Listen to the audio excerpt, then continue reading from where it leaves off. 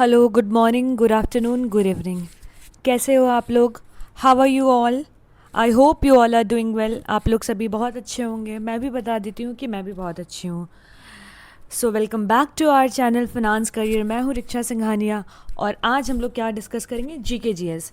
तो कल हमने देखा था इंग्लिश का पीवाईक्यू, आज उसी को कंटिन्यू करेंगे। जीके जीएस का 10 क्वेश्चन जो आया हुआ है वो 2025 का पीवाईक्यू एनालाइज करेंगे और देखेंगे कि किस पैटर्न से किस टाइप का क्वेश्चन आता है, कौन कौन सा टॉपिक आता है, तो वो आज हम डिस्कस करेंगे। ठीक है, तो क्लास आगे बढ़ते हैं विदाउट वेस्टिंग एनी टाइम।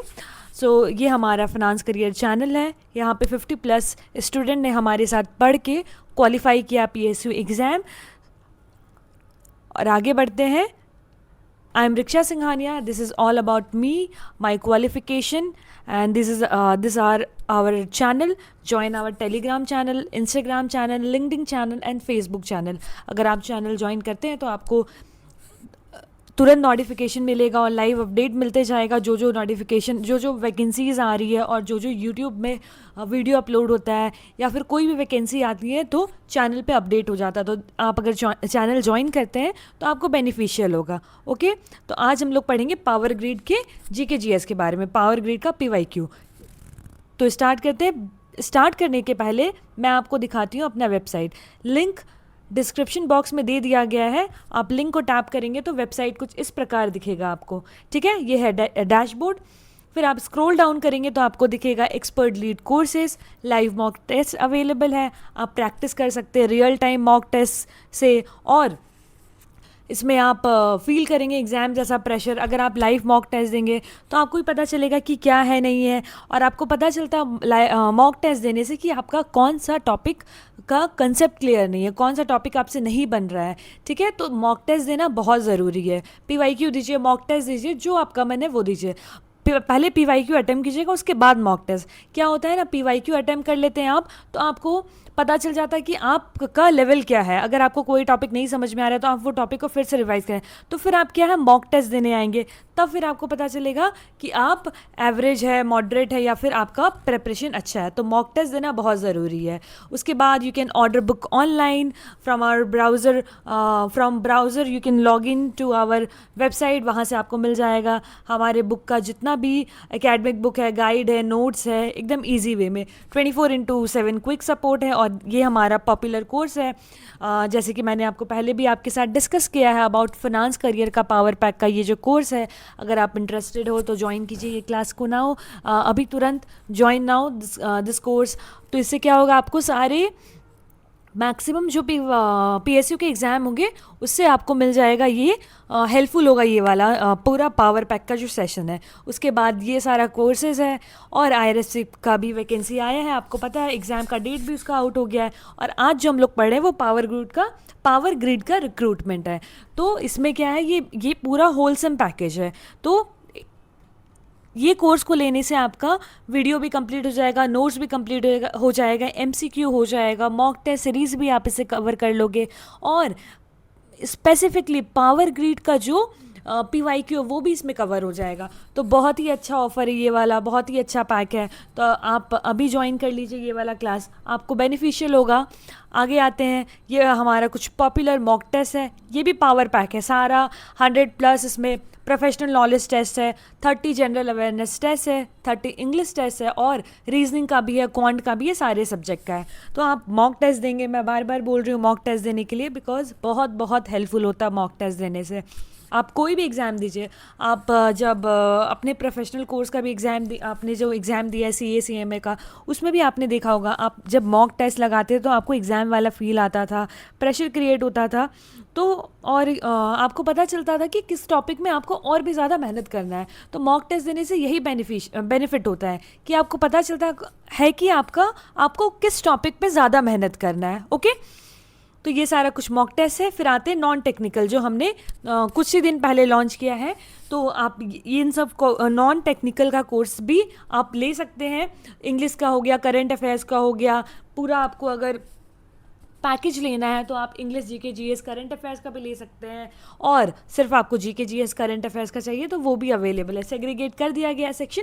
तो ये सारा हो गया अपना नॉन टेक्निकल का। अगर आपको सिर्फ नॉन टेक्निकल देखना है तो वेबसाइट में आप यहाँ पे एक सेक्शन बना हुआ है नॉन टेक्निकल कोर्सेज का, यहाँ पे आप क्लिक करोगे तो आपको नॉन टेक्निकल का मिल जाएगा, ठीक है, जितना भी कोर्सेज है। फिर यहाँ पे आप क्लिक करोगे तो आपका मॉक टेस्ट आ जाएगा, मॉक टेस्ट का सारा अवेलेबल है। और यहाँ होम पेज में आओगे तो आपको टोटल जो भी वेबसाइट में अवेलेबल है वो सब कुछ दिख जाएगा, ठीक है। This is all about our website.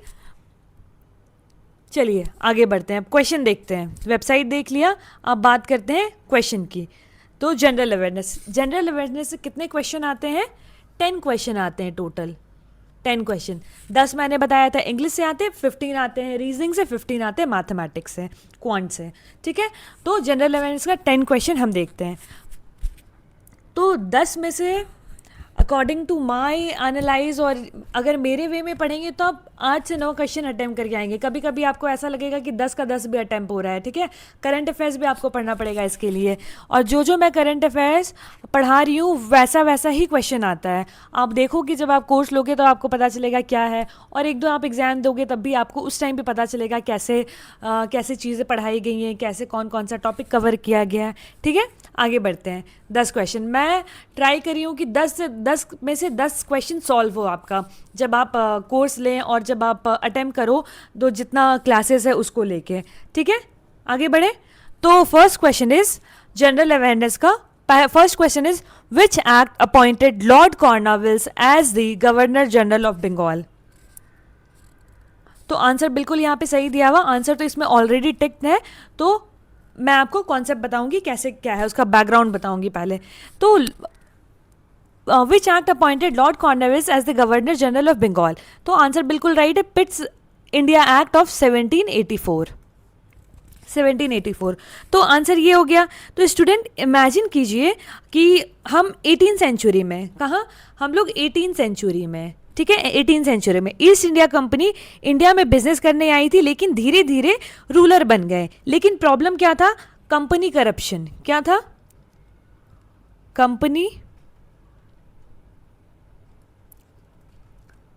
Company corruption में डूब रही थी। ऑफिसर अपने फायदे के लिए काम कर रहे थे। ब्रिटिश गवर्नमेंट का कंट्रोल कम था। क्या था ब्रिटिश गवर्नमेंट का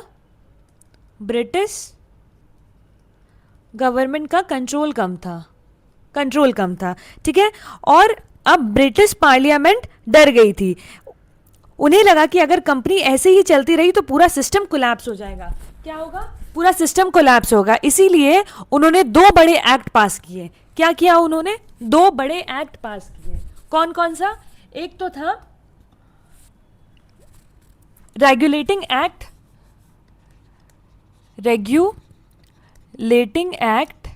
1773, ठीक है। और फिर उससे भी बेटर कंट्रोल के लिए पिट्स इंडिया एक्ट लाया गया 1784 में। पिट्स इंडिया एक्ट ऑफ 1784, ठीक है। तो मैंने क्या बोला? अब ब्रिटिश डर गई थी, उन्हें लगा कि कंपनी ऐसे ही चलती रही तो पूरा सिस्टम कोलैप्स हो जाएगा। इसीलिए उन्होंने 2 बड़े एक्ट पास किए। कौन सा? रेगुलेटिंग एक्ट 1773 का, और दूसरा किया पिट्स इंडिया एक्ट 1784। फिर इससे बेटर कंट्रोल करने के लिए ये वाला पिट्स इंडिया एक्ट 1784 लाया गया। तो ये एक्ट क्या किया? कंपनी और ब्रिटिश गवर्नमेंट का डुअल कंट्रोल सिस्टम बनाया। क्या बनाया? डुअल कंट्रोल सिस्टम बनाया, ठीक है। तो कंपनी और ब्रिटिश गवर्नमेंट का डुअल कंट्रोल सिस्टम बना। तो बोर्ड ऑफ कंट्रोल बनाया ब्रिटिश गवर्नमेंट कंट्रोल करने के लिए। और फिर क्या हुआ? गवर्नर जनरल को ज्यादा पावर दी गई। क्या दी गई? गवर्नर जनरल को ज्यादा पावर दी गई। गवर्नर जनरल को ज्यादा पावर दी, ठीक है। तो अब एंट्री हुआ कॉर्नवालिस का। किसका एंट्री हुआ? लॉर्ड कॉर्नवालिस का। अब ब्रिटिश को एक स्ट्रॉन्ग ऑनेस्ट एडमिनिस्ट्रेटर चाहिए था, तो लॉर्ड कॉर्नवालिस का एंट्री हुआ। अपॉइंट किया गया इनको 1786 में। कब? 1786 में, याद रखिएगा 1786 में। और ये बनते हैं पहले गवर्नर जनरल ऑफ बंगाल। तो who was the first governor general of Bengal? So Lord Cornwallis 1786 में वो बनते हैं। और ये इंपॉर्टेंट क्यों थे? आप बोलेगा Lord Cornwallis why is important? तो वो इंपॉर्टेंट क्यों थे? क्योंकि उन्होंने सिविल सर्विस रिफॉर्म लाया। क्या लाया उन्होंने? सिविल सर्विस रिफॉर्म लेकर आए। वो करप्शन रोकने के लिए सैलरीज बढ़ाई, प्राइवेट ट्रेड को बैन किया। क्या किया? प्राइवेट ट्रेड को बैन किया। उसके बाद दूसरा क्या किया? परमानेंट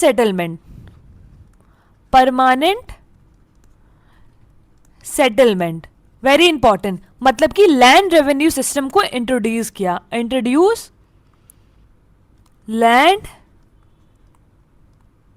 रेवेन्यू सिस्टम, क्या क्या इन्होंने इंट्रोड्यूस किया?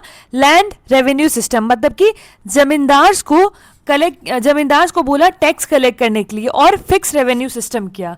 क्या किया? बहुत अच्छे से समझिएगा। जमींदार्स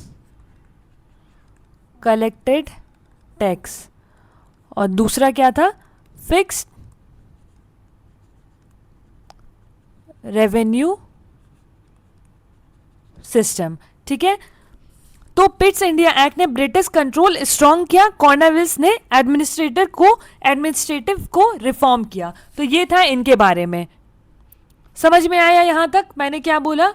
पिट्स इंडिया एक्ट क्यों आया, दो बड़े इंपॉर्टेंट एक्ट बताया, regulating act of 1773, Pitt's India act of 1784, और लॉर्ड कॉर्नवेलिस बनते हैं पहले गवर्नर जनरल ऑफ बंगाल। कब बने थे? 1786 में। तो ये सारा कुछ इंपॉर्टेंट पॉइंट्स हैं, ये मैंने क्लास में बहुत अच्छे से पढ़ाया। एक वन लाइनर क्वेश्चन आ जाता, गवर्नर जनरल ऑफ बंगाल किस टाइम में क्या हुआ था, उस टाइम पे गवर्नर जनरल ऑफ बंगाल कौन थे, वैसे करके बहुत सारा रिफॉर्म्स हुआ था। तो क्लास में मैंने बहुत अच्छे से इसको पढ़ाया, ये वाले चैप्टर को। अब आते हैं दूसरा question. Which of the following statement regarding the relationship between matter and energy is correct? बताइए क्वेश्चन नंबर 2। तो answer is matter and energy are interchangeable as per the famous equation E is equal to mc square. तो concept क्या है? Mass is equal to energy equivalence. क्या है? Mass energy equivalence मतलब students, एक scientist थे जो दुनिया को बिल्कुल अलग नजरिए से देखते थे। कौन? Albert Einstein.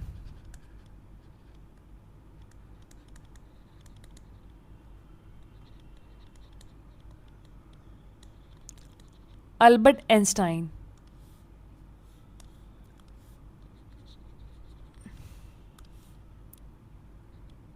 अल्बर्ट आइंस्टीन, ठीक है, अल्बर्ट आइंस्टीन। तो उसने एक रिवॉल्यूशनरी आइडिया दिया, मैटर और एनर्जी अलग नहीं है। मतलब कि अगर मान लीजिए इसको इक्वेशन के तौर पे समझेंगे तो E is equal to mc square. मतलब E क्या हो गया? यहाँ पे एनर्जी है, m क्या है? मास है, c क्या है? स्पीड ऑफ लाइट है। c क्या है? स्पीड ऑफ लाइट है। क्या बोला मैंने? E एनर्जी है, m क्या है? मास है, और c क्या है? स्पीड ऑफ लाइट है। तो अल्बर्ट आइंस्टाइन ने ये बताया था। तो इसका मतलब क्या हो गया? मास को एनर्जी में कन्वर्ट किया जा सकता है, एनर्जी को मास में भी कन्वर्ट किया जा सकता है। जैसे कि मान लीजिए एग्जांपल लेते हैं, न्यूक्लियर बॉम्ब हो गया, सन एनर्जी हो गया, फ्यूजन रिएक्ट करके बनता है। और तीसरा क्या है? Nuclear power plant. तो यूनिवर्स में कुछ भी वेस्ट नहीं होता, सब कन्वर्ट होते रहते हैं। तो इसीलिए बोल रहे हैं mass is equal to energy is equal to mass, energy is equal to mass speed of light. ठीक है, तो ये बोला गया है matter and energy are interchangeable. मतलब कि मैटर और एनर्जी क्या है? एक दूसरे से इंटरचेंजेबल है as per the famous equation E is equal to mc square. यहां तक समझ में आया? तो उन्होंने क्या बोला था? मैटर और एनर्जी अलग नहीं है। क्या बोला था? मैटर और एनर्जी अलग नहीं है। मास को एनर्जी में कन्वर्ट किया जा सकता है, एनर्जी को मास में कन्वर्ट किया जा सकता है। मैंने आपको एग्जाम्पल बताया न्यूक्लियर बॉम्ब का, सन एनर्जी का, न्यूक्लियर पावर प्लांट का। ओके, तो answer is option number 1। Next question. In a modern economy, how does the central bank use open market operation to influence the money supply? बताइए. So students, economy एक machine है और इस machine का remote control किसके पास है? किसके पास है बताइए? सेंट्रल बैंक ऑफ इंडिया, मतलब कि आरबीआई. आरबीआई, ठीक है. तो कॉन्सेप्ट क्या है ओपन मार्केट ऑपरेशन का? ओपन मार्केट ऑपरेशन का, ओएमओ. तो आरबीआई क्या है? आरबीआई बायर सेलर्स,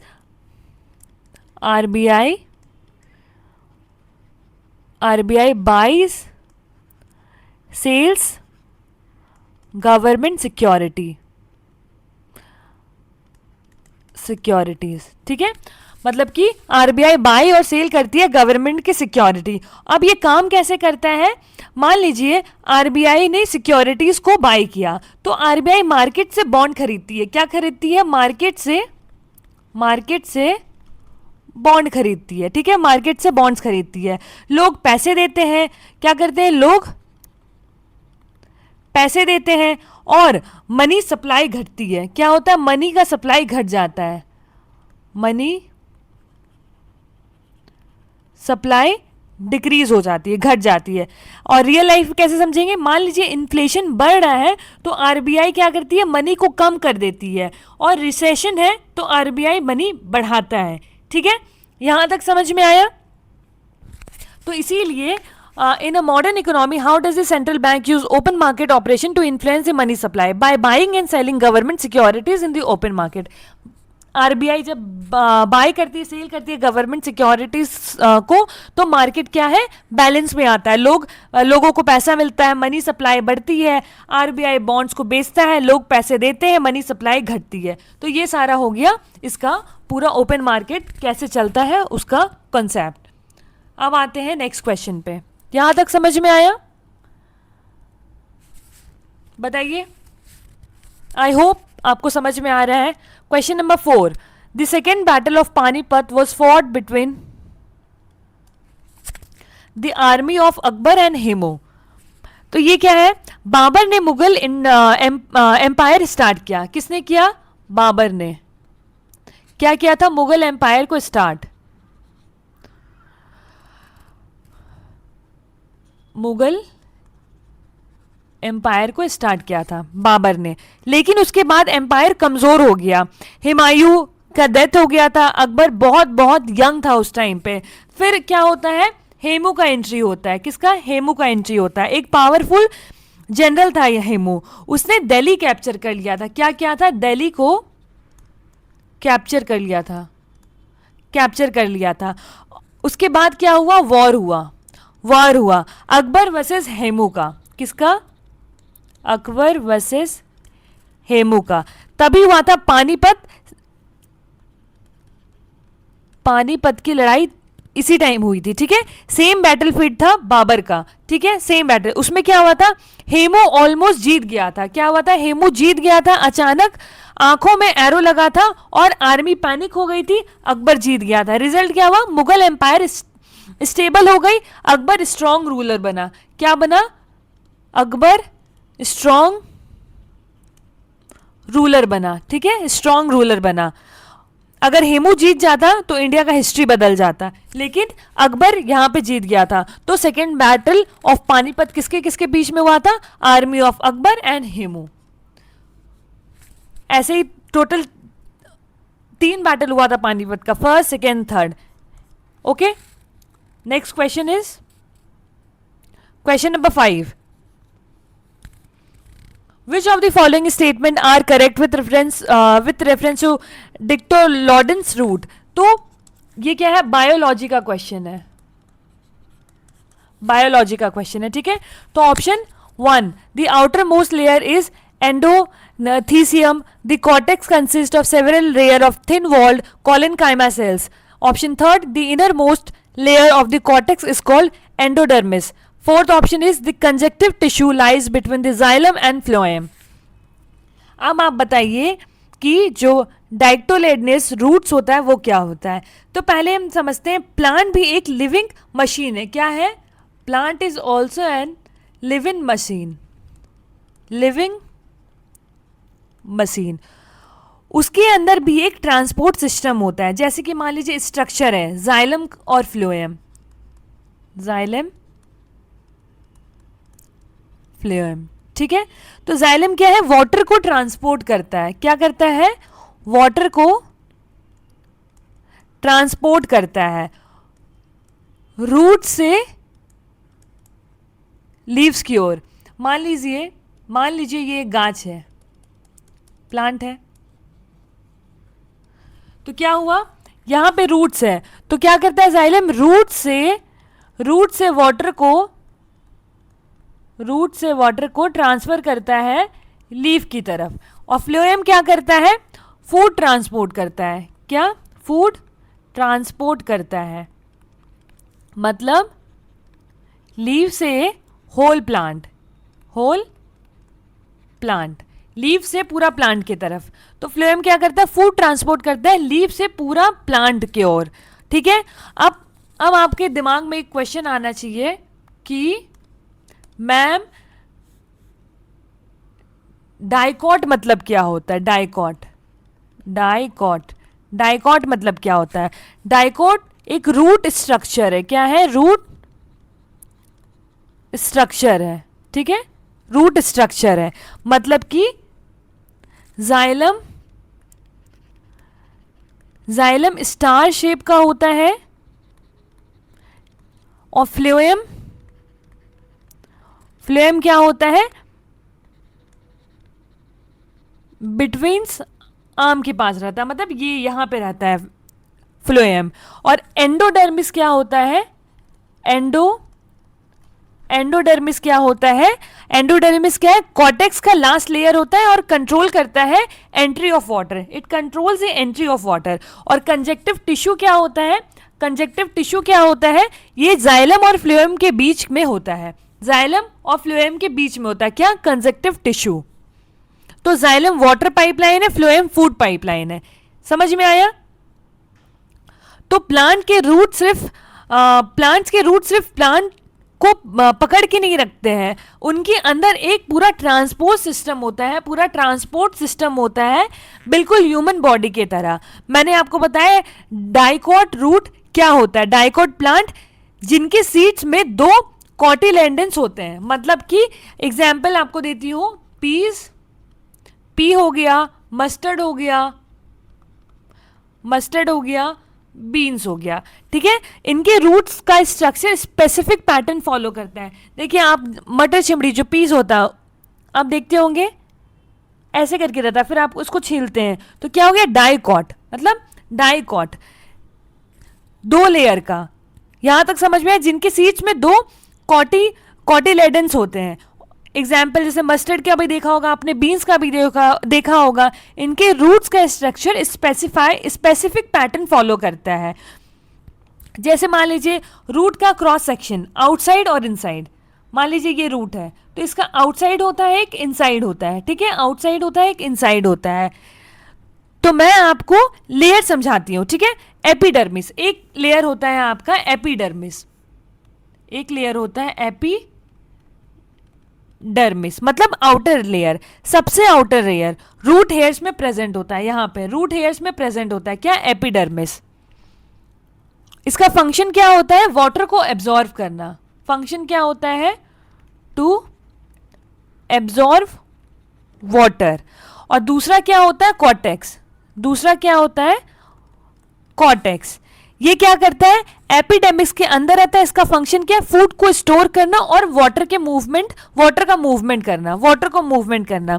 और तीसरा होता है एंडोडर्मिस, बहुत बहुत इंपॉर्टेंट, जो मैंने आपको यहां पे बताया, एंडोडर्मिस ये एक सेलेक्टिव बैरियर है, मतलब कि हर चीज अंदर नहीं जा सकता, ये डिसाइड करता है कि हर चीज अंदर नहीं जा सकता, ये कंट्रोल करता है कौन सा वाटर मिनरल्स अंदर जाएगा, कौन, एंडोडर्मिस डिसाइड करता है कौन सा वाटर मिनरल्स अंदर जाएगा और कौन सा नहीं जाएगा। तो एंडोडर्मिस क्या हो गया, gatekeeper of the root, क्या है, गेट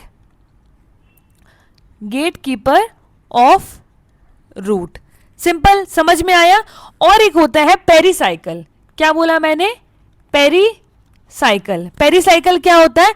एंडोडर्मिस के जस्ट अंदर का लेयर, एंडोडर्मिस का जस्ट अंदर का लेयर होता है, उसको क्या बोलते हैं? पेरिसाइकिल। इसका फंक्शन क्या होता है? न्यू रूट्स बनाता है ये। इट क्रिएट्स न्यू रूट्स, ठीक है, मतलब कि lateral roots, lateral roots. Okay, यहां तक समझ में आया? तो ये सारा था प्रॉपर एंडोडर्मिस के बारे में बता दिया मैंने आपको। Inner most layer of the cortex बताया। Cortex consist of several layer, thin wall, collenchyma cell और कंजक्टिव टिश्यूज। अब आते हैं लास्ट, वेस्क्यूलर बंडल क्या होता है? मेन, सबसे main part,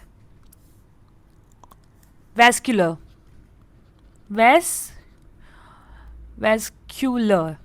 bundle, vascular bundle. यहां से सबसे इंपॉर्टेंट पार्ट स्टार्ट होता है, मतलब कि जाइलम और फ्लोएम के बारे में बताऊंगी। तो जाइलम का मैंने बताया वाटर ट्रांसपोर्ट करता है, डायरेक्शन क्या होगा? रूट, स्टेम, उसके बाद जाता है लीव की ओर। रूट, स्टेम, देन लीव, क्या? जाइलम, ठीक है। जाइलम के बारे में डायरेक्शन। शेप क्या होता है? डाइकॉट रूट में स्टार शेप का होता है। क्या होता है? स्टार शेप का होता है। फ्लोएम में क्या होता है? फ्लोएम क्या करता है? फ्लोएम क्या करता है? फूड ट्रांसपोर्ट करता है। इसका डायरेक्शन क्या होता है? लीव्स, फिर होल प्लांट, ठीक है, होल प्लांट। पोजीशन क्या रहेगा? जाइलम के बीच बीच में होता है, समझ में आया? और कंजक्टिव टिश्यू क्या होता है? जाइलम और फ्लोएम के बीच का टिश्यू, फंक्शन क्या रहता है? सपोर्ट प्रोवाइड करता है और कनेक्शन प्रोवाइड करता है। फुल स्टोरी अब मैं आपको बताती हूं मैंने क्या क्या पढ़ाया। क्या बताया मैंने आपको? आउटसाइड, इनसाइड, ठीक है, डाइकॉट, आउटसाइड, इनसाइड। एपिडर्मिस बताई मैं आपको। उसके बाद कॉर्टेक्स बताई, उसके बाद एंडोडर्मिस के बारे में बताई, समझ में आया ना? फिर आपको बताई पेरिसाइकिल के बारे में, उसके बाद जाइलम प्लस फ्लोएम के बारे में। तो ये सारा था आपका डाइकॉट रूट के बारे में, ठीक है, डाइकॉट रूट्स के बारे में। तो ये सारा था आपका पूरा जाइलम फ्लोएम, मतलब कि आपका सेल चैप्टर का हो गया। ये भी क्लास में बहुत ही अच्छे से समझाया गया है। ये पूरा था बायोलॉजी का क्वेश्चन। तो ऐसे ही आपको आपसे अभी मान लीजिए कॉर्टेक्स आउटर मोस्ट लेयर पूछा, तो आपको पूछ लेगा कि जाइलम फ्लोएम किस शेप का होता है, किसके बीच में क्या होता है, फ्लोएम क्या करता है, जाइलम क्या करता है। तो ऐसे फंक्शन पूछ सकते हैं। समझ में आया? आई होप आपको क्लास समझ में आ रहा है। बढ़ते हैं नेक्स्ट क्वेश्चन की ओर। Who among the following receive the knight commander of the most excellent award of the British Empire in the title in 2025? ये करंट अफेयर का क्वेश्चन है। तो सुनील भारती मित्तल 2025 का क्वेश्चन है, ठीक है। तो एक आदमी ने इंडिया टेलीकॉम सिस्टम बदल दिया। इनकी जर्नी क्या थी? ये बहुत छोटा स्मॉल बिजनेस स्टार्ट किए थे, एयरटेल बिल्ड किया इन्होंने, ग्लोबल टेलीकॉम लीडर बने। तो इनको अभी यूके का ऑनर है ये, ठीक है। कहाँ का ऑनर है ये? नाइट कमांडर यूके का ऑनर है, नाइट कमांडर। तो इंडिया एंटरप्रेन्योर ग्लोबल लेवल पर साइन कर रहे हैं, तो इनको इसीलिए अवार्ड मिला था सुनील भारती मित्तल को। बढ़ते हैं next question. According to Economic Survey 24-25, real gross value added is estimated grown by dash in financial year 2025. ये भी करंट अफेयर्स का क्वेश्चन, इकोनॉमिक्स बजट रिलेटेड हो गया। तो क्या था? 6.4%। तो हर साल बजट आने से एक दिन पहले इंपॉर्टेंट डॉक्यूमेंट्स आता है, जिसको ज्यादा लोग इग्नोर कर देते हैं, बट एग्जाम के लिए सबसे इंपॉर्टेंट होता है इकोनॉमिक सर्वे। क्या? इकोनॉमिक सर्वे, ठीक है। बजट डिस्कस किया है हमने करंट अफेयर्स में। तो इकोनॉमिक सर्वे क्या होता है? Economic survey is equal to India का एक एनुअल रिपोर्ट सिस्टम, समझ लीजिए, report card, annual report card. ये क्या है? एक एनुअल रिपोर्ट कार्ड है, ठीक है। तो जैसे मान लीजिए आप स्कूल में थे तो आपका रिपोर्ट कार्ड आता था, वैसे ही गवर्नमेंट का ये रिपोर्ट कार्ड है इकोनॉमिक सर्वे। कौन बनाता है ये economic survey? Who prepares it? बताइए। Chief economic adviser. कौन? चीफ इकोनॉमिक एडवाइजर, मतलब under the ministry of finance, under the ministry of power grid में इकोनॉमिक्स बहुत इंपॉर्टेंट है, करंट अफेयर से रिलेट करके बजट बहुत इंपॉर्टेंट है, तो अच्छे से कवर करवाया गया है। तो जीवीए क्या होता है? जीवीए ग्रॉस वैल्यू एडेड, ठीक है। तो सिंपल डेफिनेशन क्या होता है? कंट्री ने टोटल कितना प्रोड्यूस किया माइनस जो रॉ यूज हुआ, तो मतलब कंट्री ने जो प्रोड्यूस किया उसको माइनस कर देते हैं जो रॉ मटेरियल यूज हुआ है, तो उससे जीवीए पता चलता है। मतलब कि GVA is equal to output minus intermediate consumption, ठीक है। और आपको पूछ लेगा जीवीए प्लस जीडीपी क्या होता है? Gross value added versus gross domestic product, तब आप कैसे बताएंगे? तो यहाँ कंफ्यूज होते हैं बहुत सारे स्टूडेंट। तो जीवीए क्या करता है? प्रोडक्शन मेजर करता है, सेक्शन वाइज डेटा देता है, और जीडीपी क्या? फाइनल वैल्यू देता है टोटल इकोनॉमी का। क्या देता है? Final value, final value total economy का, ठीक है। तो जीडीपी फाइनल रिजल्ट देता है, जीवीए उसका बेस है। जीवीए क्या है? जीडीपी का बेस है। जीवीए जीडीपी का बेस है। तो यहां पे क्या था उस टाइम पे 2024-2025 में 6.4% था जीवीए। इसका मतलब है कि इकोनॉमी ग्रो कर रही है लेकिन मॉडरेट स्पीड से। स्पीड क्या होगी? मॉडरेट। यहां तक समझ में आया? अगर एक कंपनी का प्रोडक्शन मान लीजिए 100 रुपीज है, 100 से 106 हो गया है, तो ग्रोथ कितना होगा? 6%। क्या होगा? ग्रोथ 6% हो जाएगा। ग्रोथ क्या हो गया? 6% हो गया। और ये हाउ जीवीए एस्टिमेटेड? गवर्नमेंट एक डेटा कलेक्ट करती है, जैसे मान लीजिए एग्रीकल्चर हो गया, इंडस्ट्री हो गया, सर्विसेज हो गया, तो फिर स्टैटिकल मेथड यूज करती है। क्या करती है? स्टैटिकल मेथड यूज करती है, उससे जीवीए निकलता है। तो ऐसे मेजर किया जाता है जीवीए। तो जीवीए क्या हो गया? Production related. जीडीपी क्या हो गया? टोटल इकोनॉमी की बात करते हैं। तो यहां तक समझ में आया? तो ये था पूरा जीवीए के बारे में। तो करंट अफेयर से रिलेट करके हमें पढ़ना है। करंट अफेयर्स में बजट से रिलेटेड और इकोनॉमी से जो भी करंट अफेयर्स है बहुत सारे पूछे जाते हैं पावर ग्रिड के एग्जाम में। अब आते हैं question number 8। Which of the following article of the Indian constitution provide equal justice and free legal aid as directive principle of state policy? DPSP.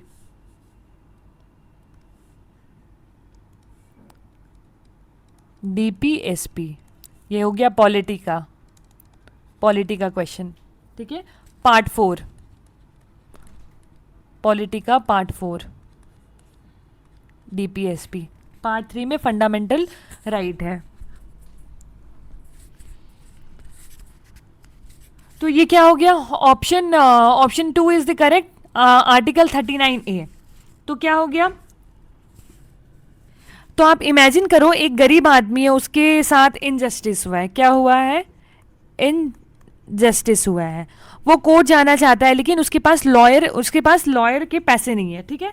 उसके पास लॉयर के पैसे नहीं है। अब क्या उसको जस्टिस मिलेगी? सोचिए, क्या उसको जस्टिस मिलेगी? तो इसीलिए ये वाला आर्टिकल आया है। कॉन्स्टिट्यूशन मेकर्स ने सोचा जस्टिस सिर्फ रिच लोगों के लिए नहीं होना चाहिए बल्कि सभी के लिए होना चाहिए। तो ऐड किया गया, एडेड आर्टिकल 39A इन डीपीएसपी, ठीक है। तो जस्टिस सिर्फ रिच लोगों के लिए नहीं होना चाहिए बल्कि सभी के लिए होना चाहिए, ठीक है। वाई डज इट से? ऐसा क्यों बोलते हैं? क्योंकि state must ensure equal justice is equal to free legal aid. मतलब कि जस्टिस अगर इक्वल होगा, फ्री लीगल एड, अगर मान लीजिए मेरे पास पैसे ही नहीं है मेरा केस लड़ने के लिए, तो मुझे मेरा जो भी है वो कौन लड़ेगा मेरा केस? तो इसीलिए फ्री लीगल एड ऐड किया गया था आर्टिकल 39A से डीपीएसपी में।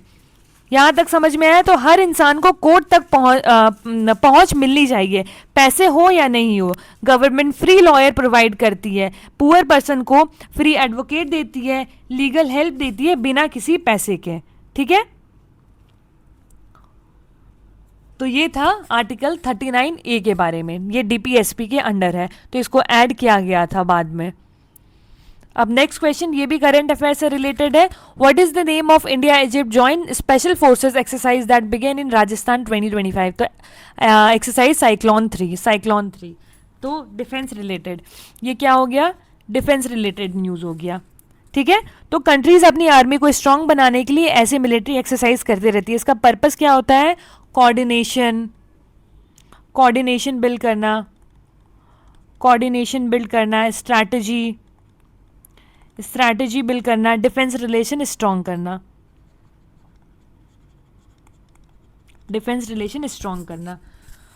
तो ये हो गया आपका question number 9। And last question, which of the following statement related to Ramsar site in India are correct?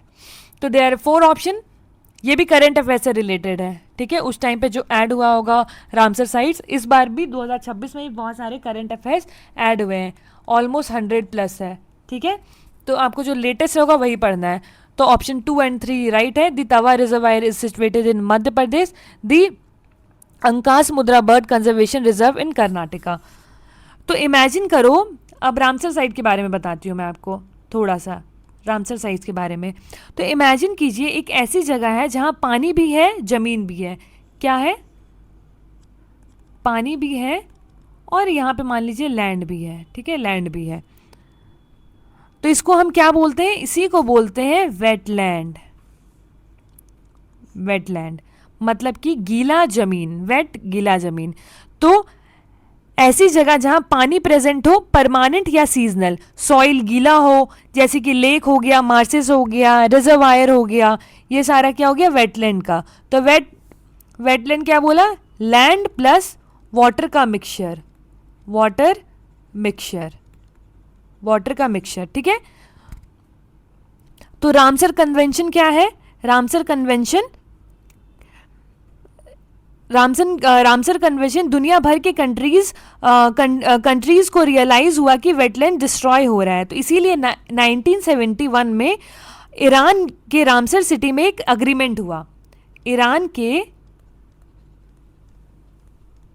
Ramsar city में एक कन्वेंशन हुआ, तो इसीलिए इसका नाम पड़ा रामसर कन्वेंशन। तो ये ईरान के एक सिटी का नाम है। ठीक है, ईरान की एक सिटी का नाम है। तो इसका पर्पस क्या था? वेटलैंड को प्रोटेक्ट करना, बायोडाइवर्सिटी को बचाना। और ये हम लोग रामसर डे सेलिब्रेट कब करते हैं? 2 फेब को। कब? 2 फेब को। ठीक है, इसी दिन रामसर कन्वेंशन साइन हुआ था, इसीलिए सेलिब्रेट करते हैं हम लोग रामसर वर्ल्ड वेटलैंड डे। तो रामसर साइट पूरे इंडिया में कितना है? 75+ है। ठीक है, तो ये तवा रिजर्वायर क्या था? ये एक इंपॉर्टेंट वेटलैंड है, रामसर साइट्स के लिस्ट में इंक्लूडेड है, इसीलिए उस टाइम ऐड हुआ था, इसीलिए पूछा गया था। और अंकाश मुद्रा क्या है? बर्ड के लिए बहुत इंपॉर्टेंट हैबिटेट है। क्या है? बर्ड्स के लिए इंपॉर्टेंट हैबिटेट है। वेटलैंड इकोसिस्टम का ये भी एक पार्ट है। और रामसर साइट्स क्यों इंपॉर्टेंट है? अब आप सोचेंगे कि Ramsar site why it is important. तो बायोडाइवर्सिटी जैसे हो गया, बर्ड्स हो गया, फिश हो गया, एनिमल का हैबिटेट है। तो इससे क्या है? एनिमल्स को, बर्ड्स को, फिश को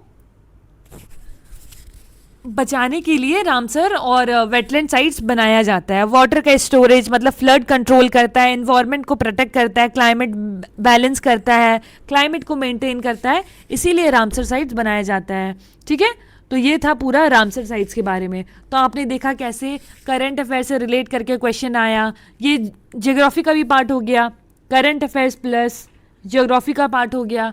उसके बाद हमने देखा करंट अफेयर्स प्लस डिफेंस का क्वेश्चन पूछ ही दिया, करंट अफेयर्स प्लस डिफेंस से रिलेटेड हो गया।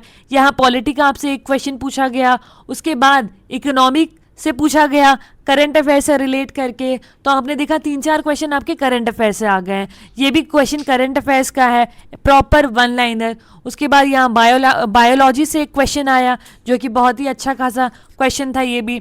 और ये हिस्ट्री से एक क्वेश्चन हो गया आपका, और ये भी इकोनॉमिक्स से क्वेश्चन हो गया, इकोनॉमिक्स से क्वेश्चन हो गया ये वाला। ये प्रॉपर बुकिश लैंग्वेज का हो गया, वो करंट अफेयर से रिलेटेड था जीवीए वाला। और ये है प्रॉपर, ये क्या हो गया आपका फिजिक्स से रिलेटेड। फिजिक्स रिलेटेड एक क्वेश्चन हो गया, मतलब कि आपने सिर्फ देखा साइंस से रिलेटेड सिर्फ केमिस्ट्री से नहीं पूछा गया, एक क्वेश्चन बायो से, एक क्वेश्चन फिजिक्स से पूछा गया। और ये हो गया आपका हिस्ट्री से। तो लगभग सारा हो गया, हिस्ट्री से पूछ लिया आपसे, बायोलॉजी से पूछ लिया, फिजिक्स से पूछ लिया, इकोनॉमिक्स से पूछ लिया, करंट अफेयर से पूछ लिया गया क्वेश्चन, पॉलिटी से पूछ लिया आपसे, और जियोग्राफी से भी पूछ लिया। जियोग्राफी में करंट अफेयर्स प्लस जियोग्राफी। तो वैसे करके आपका देखा आपने कि सारा टॉपिक ही कवर कर लिया आपने, सारा चैप्टर से क्वेश्चन पूछा जा रहा है। तो ऐसे ही आपसे क्वेश्चन पूछा जाएगा। तो you have to study current affairs, बहुत ज़्यादा इंपॉर्टेंट हो जाता है। इकोनॉमिक सर्वे हो गया, बजट हो गया, इकोनॉमी तो इंपॉर्टेंट है पावर ग्रिड में, तो आपको ऐसे करके पढ़ना पड़ेगा। So this is all for today's class.